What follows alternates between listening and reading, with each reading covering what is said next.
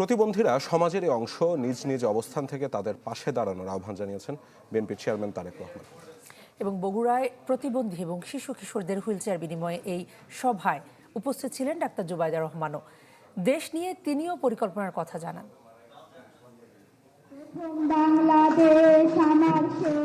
সমাজের পিছিয়ে পড়া শিশু কিশোরদের নিয়ে বগুড়ায় এক মত বিনিময়ে অংশ নেন বিএনপি চেয়ারম্যান তারেক রহমান ও তার স্ত্রী ডাক্তার জুবাইদা রহমান।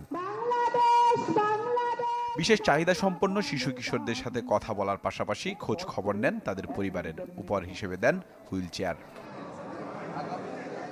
দীর্ঘদিন পর বগুড়ার এই আয়োজনে প্রথমবারের মতো কথা বলেন ডাক্তার জুবাইদা রহমান। এ সময় তুলে ধরেন আগামী দিনের পরিকল্পনার কথা। আমাদের পরিকল্পনায় আছে বিভিন্ন জেলায় ক্রীড়া প্রতিষ্ঠান গড়ে তোলা, যার মাধ্যমে সমস্ত শিশু কিশোররা পাবে খেলাধুলার স্বাদ এবং এইভাবে তারা স্বাস্থ্যে, শিক্ষায়, ক্রীড়ায় এগিয়ে যাবে। এদিকে প্রতিবন্ধীদের বিভিন্ন খাতে সুযোগ করে দেওয়ার কথা বলেন তারেক রহমান। আহ্বান জানান আগামী দিনগুলোতে সবার জন্য আত্মমর্যাদার দেশ গড়ে তোলার।